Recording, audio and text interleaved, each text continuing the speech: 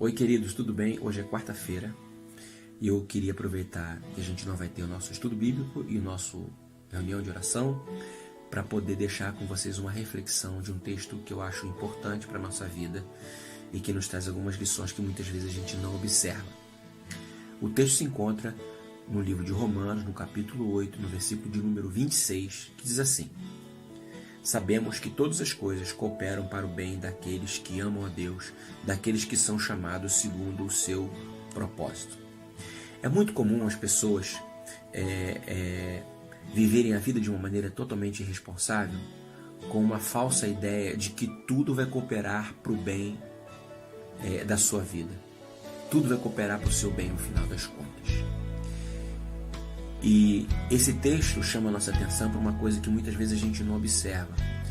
Todas as coisas cooperam para o bem daqueles que amam a Deus. Então o texto diz que o que coopera para a vida daqueles que amam a Deus. A primeira pergunta que a gente precisa se fazer é a seguinte: o que significa amar a Deus? Jesus disse o seguinte: aquele que tem os meus mandamentos e os guarda, esse é o que me ama. Então, amar a Deus significa guardar os mandamentos de Deus. Para a gente guardar, a gente precisa conhecer, a gente precisa saber qual é a vontade de Deus, quais são os desejos que Deus tem para a nossa vida. A Bíblia, através da Bíblia, a gente pode conhecer a vontade de Deus, a gente pode aprender o que Deus ensina, o que Deus fala.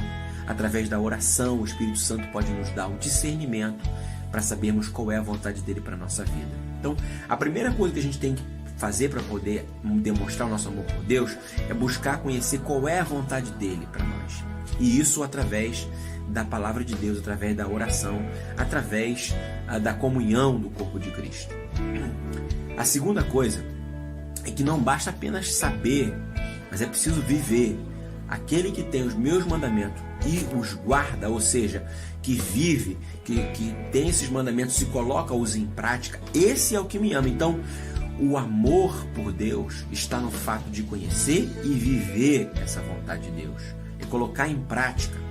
Porque todas as coisas contribuem para todo mundo? Não, para aqueles que amam a Deus. Então é importante que você se pergunte se você conhece a vontade de Deus e se você tem vivido essa vontade de Deus, porque tem muita gente vivendo de maneira errada, fazendo um monte de coisa errada, tomando uma série de comportamentos errados, totalmente contrário à vontade de Deus, sabendo que é contrário à vontade de Deus e esperando que no final tudo contribua para o bem dela. Eu quero dizer para você uma coisa: você está muito enganado. Isso não vai acontecer, porque Deus não compactua com aquilo que está errado, Deus compactua com aquilo que está certo. É preciso que a gente faça com temor. É verdade, muitas vezes a gente faz determinadas coisas que a gente não se deu conta, que a gente fez sem maldade. Isso é outra coisa. Mas há pessoas que agem de maneira irresponsável, achando que tudo vai contribuir para o bem. O que a Bíblia diz é que todo pecado tem a sua consequência. Tudo aquilo que a gente faz de errado, a gente vai ter consequência, né? Então, para que todas as coisas contribuam para o bem da nossa vida, é preciso que a gente ame a Deus.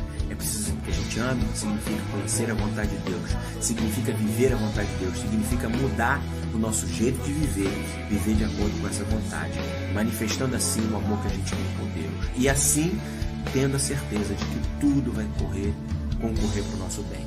Que você possa, a partir de hoje, pensar sobre isso e viver sabendo que o mais importante é amar a Deus e descansar no fato de que Ele vai te abençoar em todas as coisas que você viver. Que Deus te abençoe, que Deus te guarde e que você possa repensar a sua vida e refletir bastante sobre essa palavra. Tenham todos uma ótima quarta-feira. Deus abençoe a todos vocês.